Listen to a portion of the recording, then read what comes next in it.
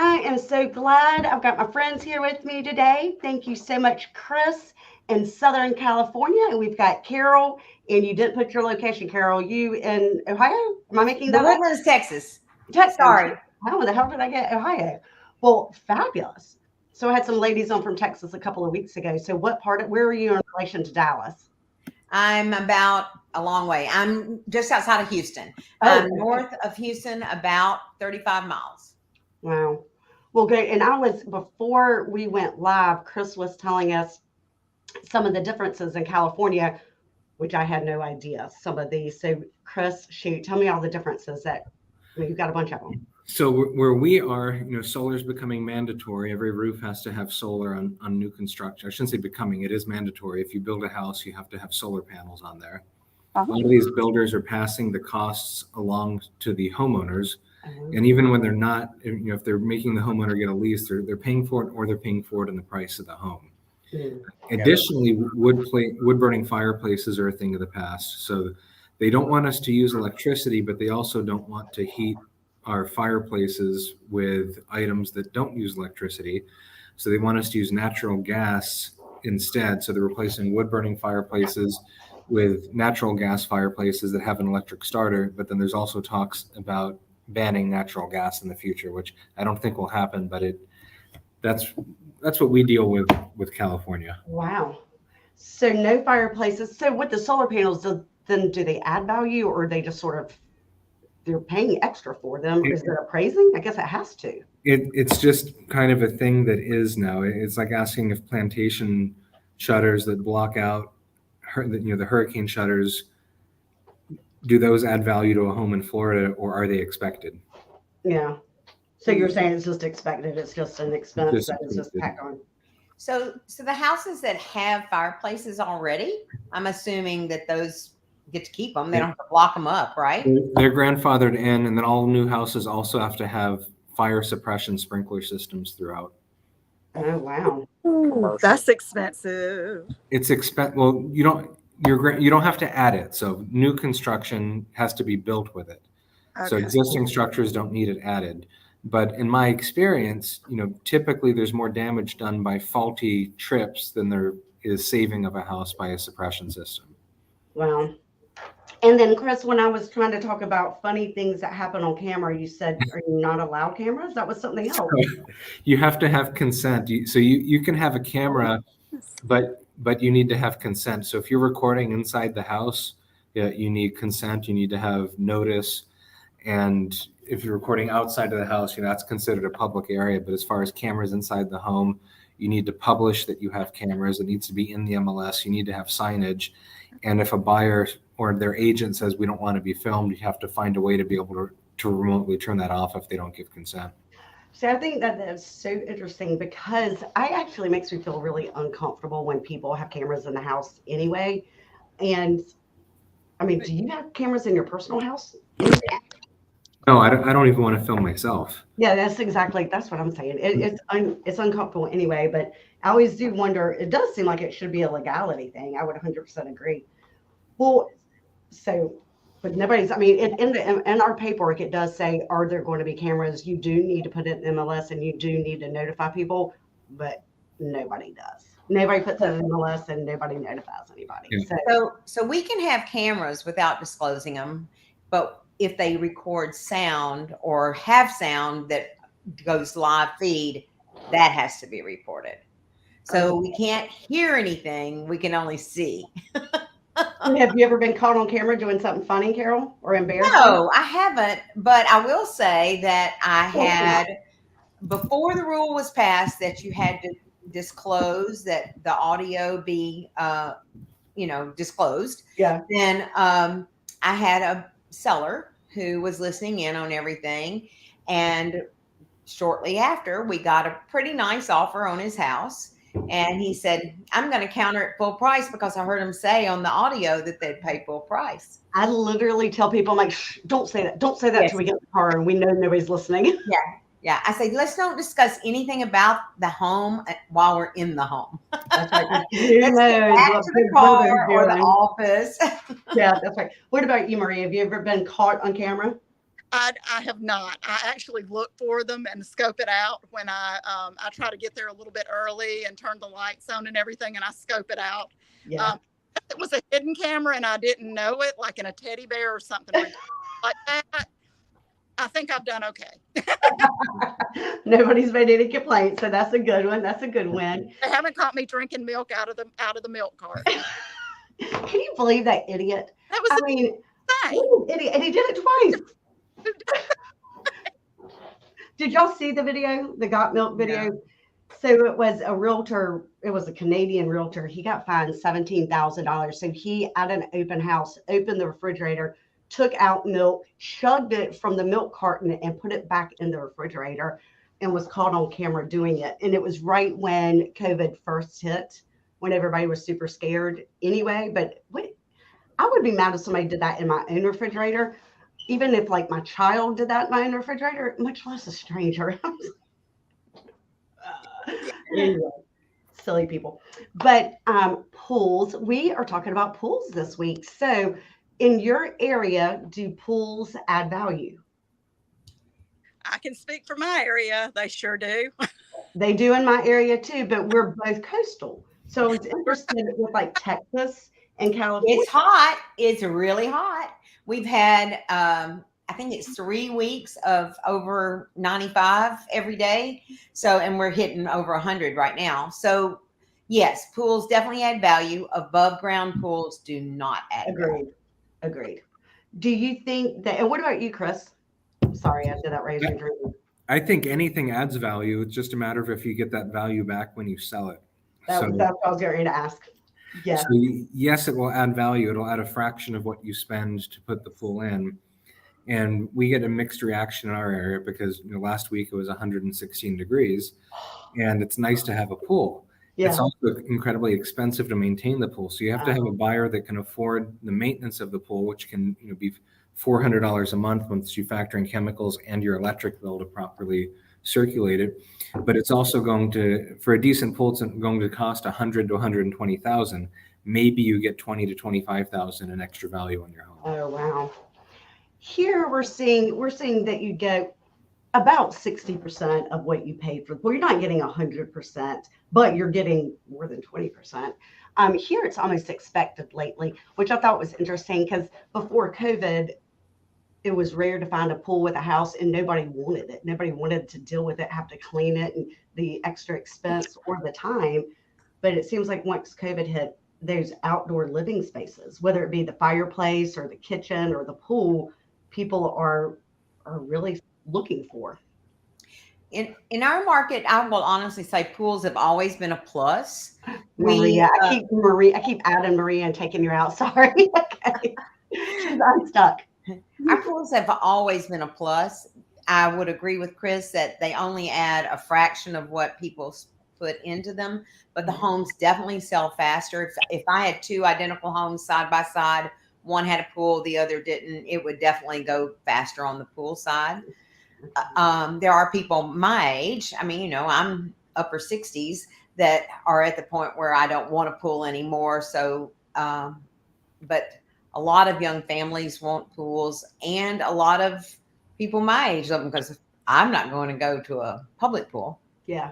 That doesn't appeal to me. So Maria, you said it adds value. Does it add the amount of value that they put into it? Or are they getting 100% back? Chris was saying in his area, they get 20 to 30% back. Carol's saying it's more, they want a pool versus not having a pool. My area, I think we're getting close to 60% back of the value that's spent. Yeah, we're thinking 60 to 70% here. Yeah. When we put our pool in, what we did is we factored in how much our home was worth and how much the pool was going to add value. And we ended up doing a fiberglass instead of a gunite because it made more sense for the value. So I would tell people to look at all options for pools because there are a bunch of options out there. But I do agree that a in-ground pool would add value. The above ground pool will not add value. Yeah, and above ground pool is it's an eyesore, right? I mean, they're ugly. It's hard to maintain. They eventually break in just a couple of years, and they do. Yeah. Yeah, and then you still have to use the chemicals and do all that stuff for them. So what are We did salt water now, y'all. That is I would recommend. I agree. I love a saltwater pool. I mean, I don't have a a lot pool. less expensive, and it It's it easy worked to maintain, really right? well. Yeah, I've heard And it's But see, we spending don't. Go ahead, Chris. I'm sorry. spending money on a high quality intermittent pump will make a big difference as well. We just replaced our pump. We had a Pentair Generation 2 for the variable speed pump, and we just switched over to their version 3, which operates off of Wi-Fi and Bluetooth, so we can actually monitor, but it's a lot more efficient. So we've cut our power, and I don't know if this means anything to anyone that doesn't monitor their power use with solar, but about 30 kilowatt hours a day, which is Wow. significant, That's by switching to a higher quality pump. So it's going to pay for itself pretty quickly. Sure. That's But awesome. my costs to run my pool are not as high as what you talked about, Chris. I would say Sure.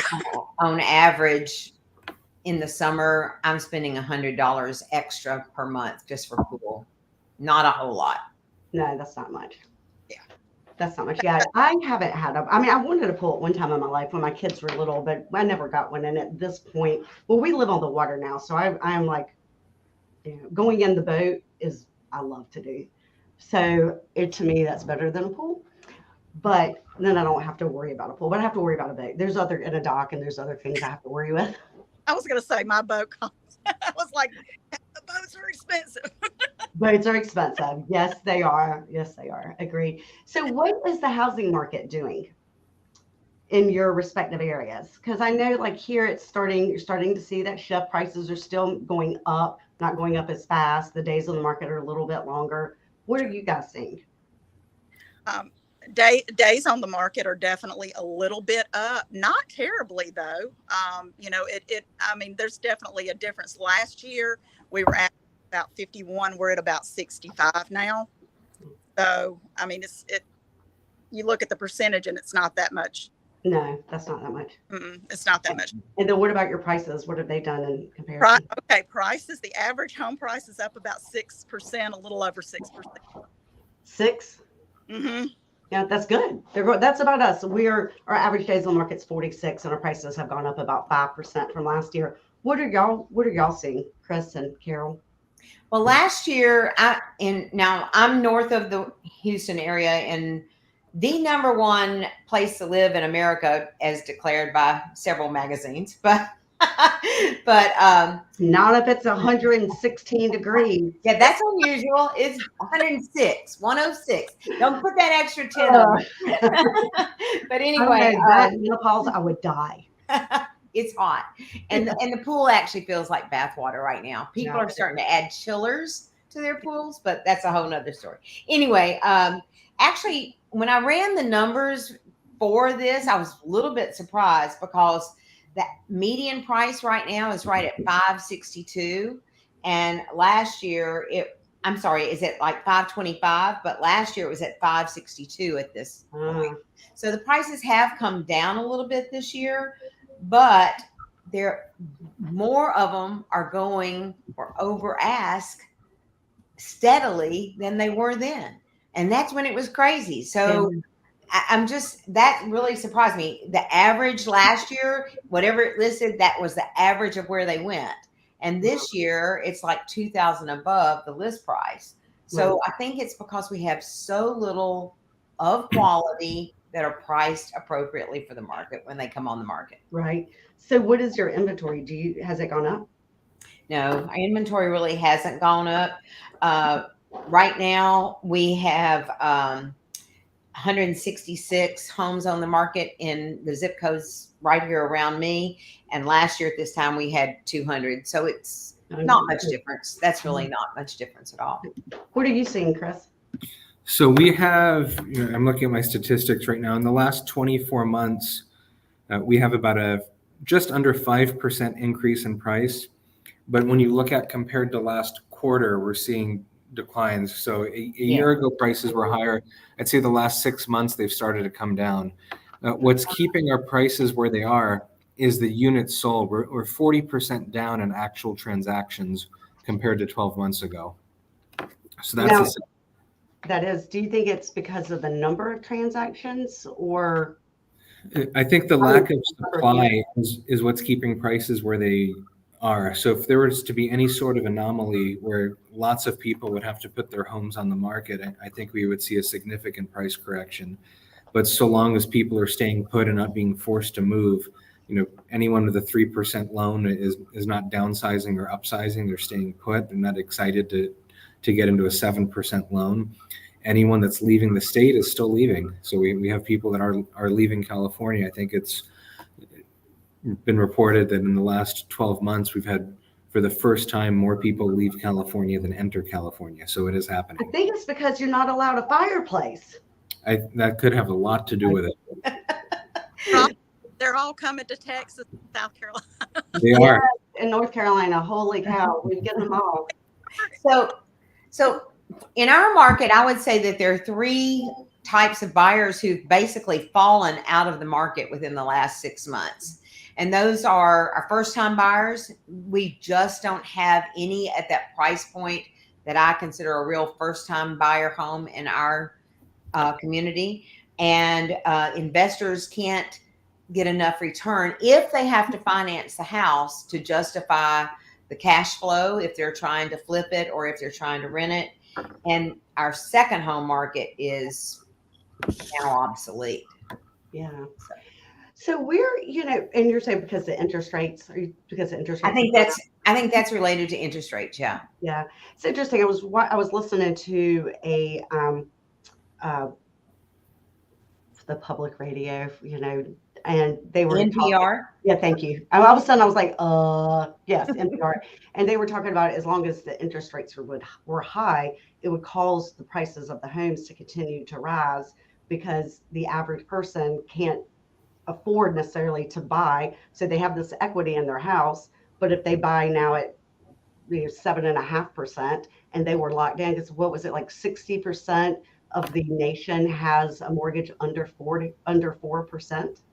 So as long as they continue to rise, those people are staying in their homes. They're not selling their homes. Inventory is going to stay low and prices are going to continue to rise. Around here, the remodelers are just slammed. The people who are staying in are doing major remodels. Yeah. I mean, removing walls, creating a whole new space. That's right. All kinds of things. Yeah. And the same with pools. Yeah. Instead of buying a house with a pool, they're putting one in the ground. Yeah. Agreed. What are you seeing, Chris? Let's just ask. What are you telling your sellers? I tell my sellers, if you listen to me, you will have multiple offers, will be in escrow in 5 to 10 days. Escrow, for those of you not in an escrow state, is our reference to a settlement agent. So it's the same thing. So our clients who listen to us get multiple offers. We do have bidding wars in 5 to 10 days. And then you occasionally have clients that reference websites that start with Z, and 30 days later, we're explaining to them that, there's a reason that their iBuyer program went out of business. It's because they overvalue property. So, once you have that trust established, you get a lot more money and you get it quicker. And I think that just comes down to your initial presentation and explaining that, hey, this is how it is. You can listen to me and have success. Or you can listen to everyone else, and if that's the case, I don't know why you're hiring me. Yep, agreed. Right. So hiring an experienced agent, right, like you, like Carol, like Maria, is the number one most important thing, right? It's more important than anything, because any agent can come in and lie to you. It's the ones that have the bravery to tell you the truth, knowing it could jeopardize getting you as a client. Those are the agents you should be working with, because they're being honest with you from day one instead of holding you hostage with a contract. Amen. I love it. I think you're 100% right. Do you have anything different to add, Maria? No. I wanted to back up a little bit because I pulled my numbers today through July, like they just came out, and I pulled them as quick as my average list price and my average close price are exactly the same. And it's here 8.22 up. Wow. That's awesome. It's got to be inventory. I mean, no inventory. Oh, that's exactly right. Yeah. And there's nothing 100. I mean, it's you can look at the numbers and it'll just clearly show if you're in that 250 price bracket. I can hardly find you anything at all anymore. Right. Right. You're Right. right. Yeah, our average price, our average price is 450, and if anything comes on the market less than that, it is like a feeding frenzy again. Exactly. So I mean, sellers, I agree. I think they've just got to be really realistic and listen and go with what the true market value is. And like Chris said, if they do that, they'll get more offers. That's exactly right. And it's better to get multiple offers many times than to overprice your home. I'd rather get multiple offers. Well, absolutely, because I tell people when you overprice your home, the general public has been told now for a couple of years that it's a seller's market. So they don't even want to step into your house because in their mind, you're overpriced your home and you're not going to negotiate that price because that's what the media has been telling them. So that's the first red flag. And then you drop it to meet what your experienced agent, Chris, told you to do. And now it's the second red flag because now you've dropped it. It's been on the market, a whopping 30 days, and now you've dropped it $30,000. So those are two red flags when if you had hired the professional agent first and then listen to their advice and follow their advice, you would have sold it well above more money in less amount of time. Absolutely. It's funny you call them red flags. I call them white flags. As soon as you drop the price, you've surrendered that the buyers can come in and give you whatever you want to. I like your white flag better. You're surrendering. That I like that. I'm going to adopt that. Thank you, Chris. You're welcome. If your house is on the market too many days, again, that's a white flag. Let's say that it's on the market 60 days and your average is only 30. I mean, that's going to be the white flag. That's exactly. And I think what most sellers don't understand is that buyers, when they see a house, even if it's overpriced, are more of afraid of insulting the seller than writing the offer at the true value. So they just move on to the next house. Yes. That's exactly right. And so many sellers will say to you, well, they'll give me an offer and we'll talk about it then. And they're not going to give you that offer. I mean, that's the way it was like 10 years ago. Yeah. That's not the market that we're in today, right? No. And so that's another thing. It's important to get somebody experienced that have been through the shifting markets and know how to best position you as a seller. Yeah. And the only people that do come in below asking are the investors that understand, hey, if you've been on the market so many weeks, you're probably getting desperate and I can offer you anything. And you'd probably take a lot less than you should.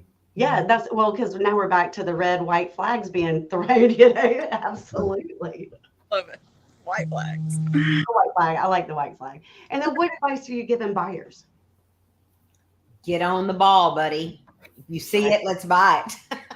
Yeah. I just don't believe rates are going to come down. Not of any significance. I mean, they may go down a quarter of a point, but if they do, that'd be a great drop. Right. And prices have gone up. So, I mean, I always tell people, it's like my daughter bought a house almost 3 years ago, and she's getting ready to be 24. So she hasn't been in it very long, and she has $200,000 worth of equity. And I can promise you, if she hadn't bought that house, there is no way in hell she'd have $200,000 in a savings account. She is a very typical 24-year-old that enjoys spending as much as she enjoys earning. I like the relationship you tie in the equity to a savings account.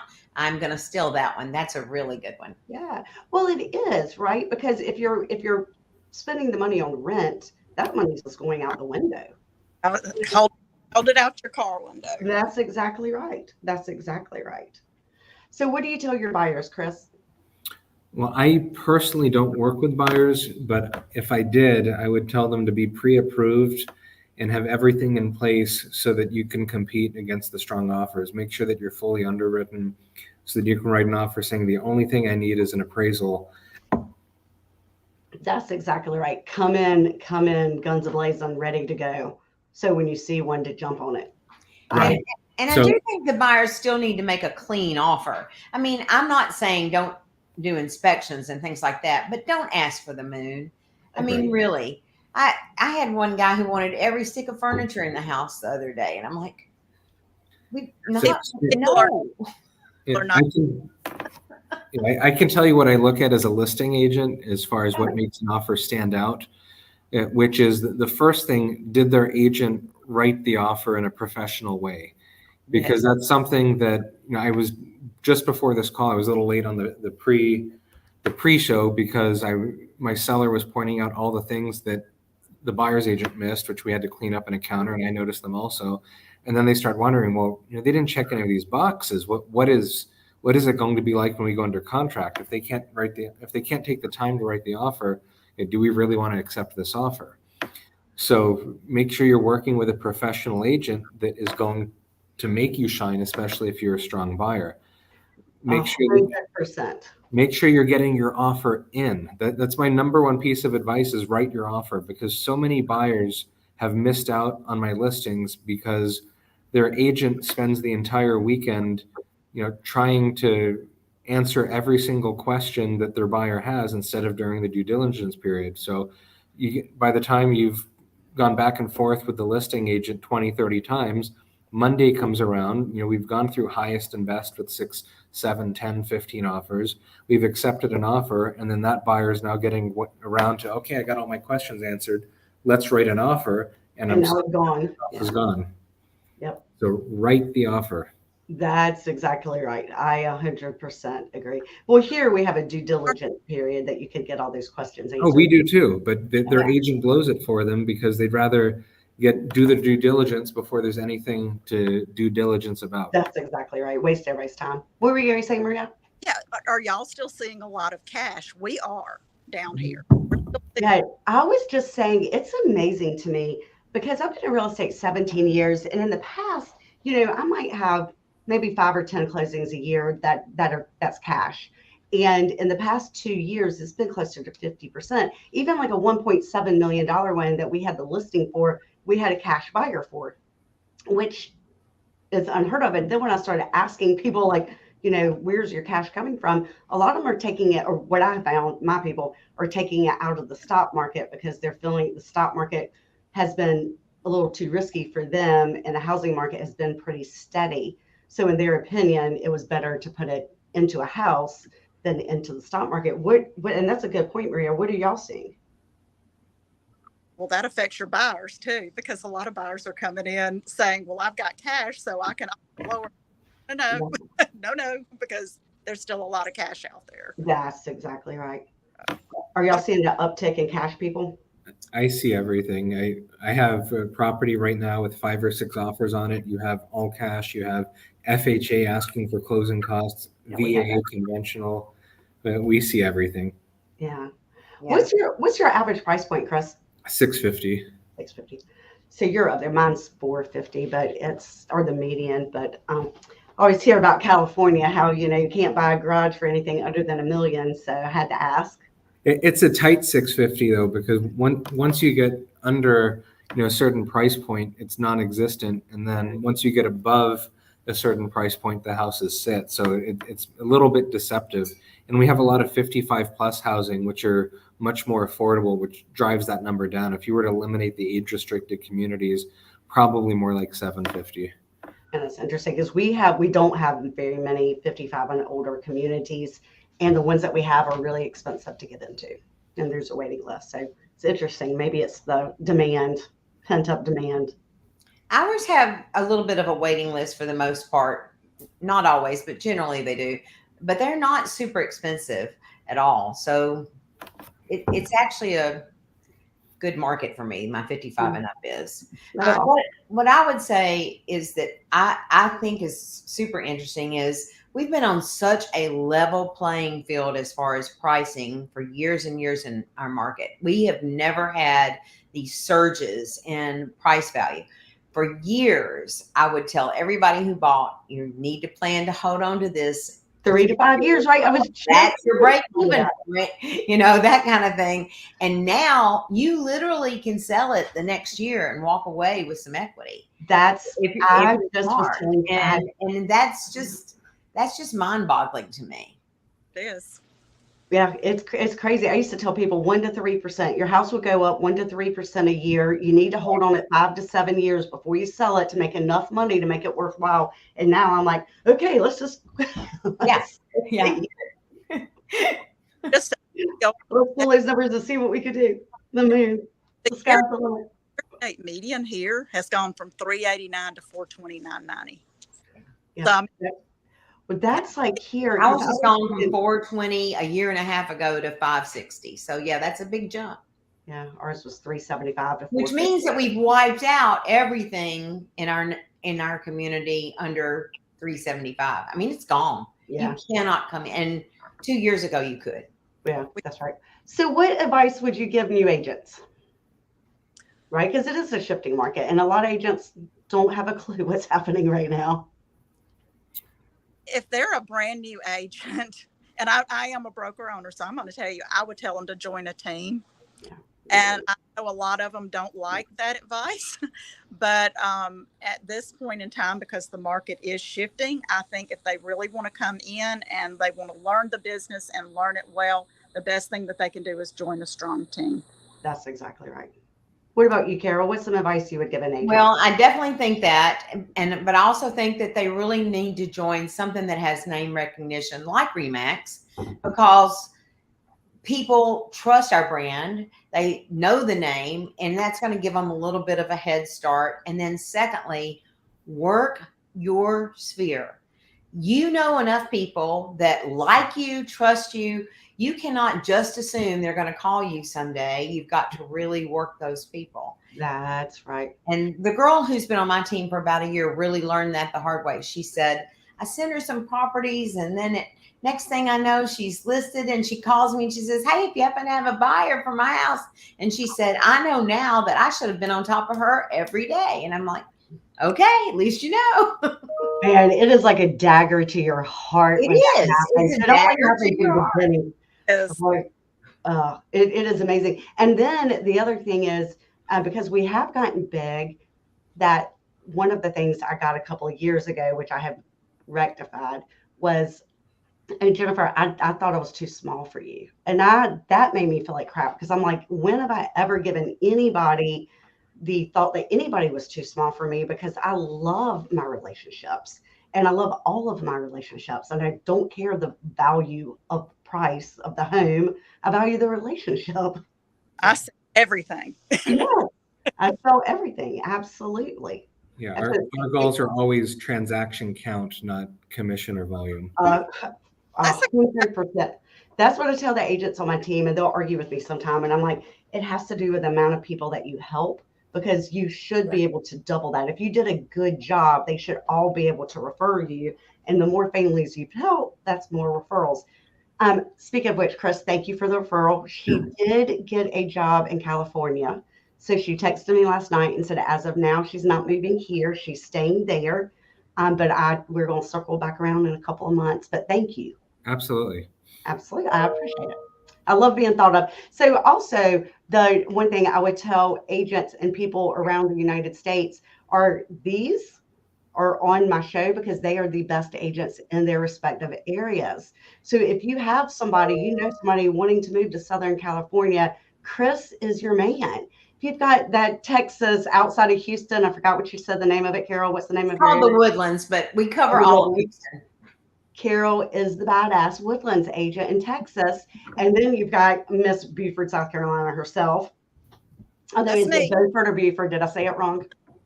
Beaufort, no, you got it. Beaufort's Okay, right. And then we've got one in North Carolina, but it's pronounced differently. So,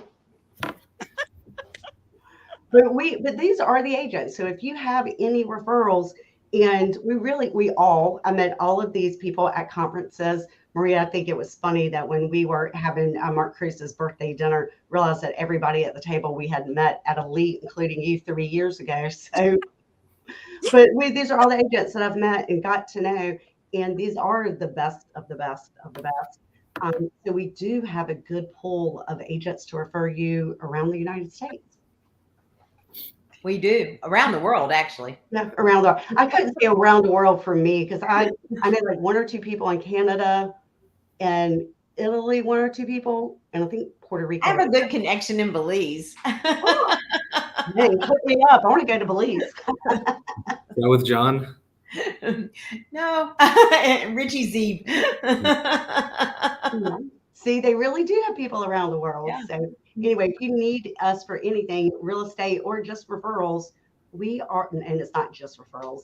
We love referrals. So yeah, if you're going to buy or sell in any of our respective areas, we're the people to call.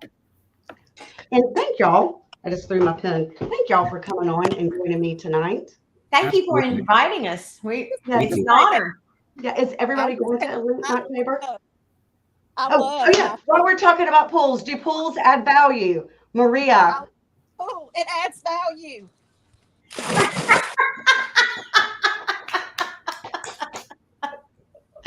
Splish splash. Yeah. Maria, is that the pool in your backyard? Chris, is that the pool in your backyard? Yeah. I love it. It's beautiful. Well, And it actually adds a lot more value if you add one of these. Yes. I An outdoor love it. space. Yes. Is that a Outdoor kitchen kitchen. area, Chris? I don't even go inside anymore. Oh, smart man. TV, I'd say out there hang out. too. Refrigerator, cold beer, bathroom, which is right off the driving range. Nice. Dang. So we all know where to go take our next vacation. Exactly. I Hey, don't we're know what- all getting a plane ticket. We're heading down, Chris. Clean us out of the room. All right. Sounds good, guys. Awesome. Bye, guys. Bye. Thank you again. Absolutely. Thank y'all. And I'll see y'all if you're going to go to Elite. I'll see you there. See you there. Bye, See you guys. soon. Yeah.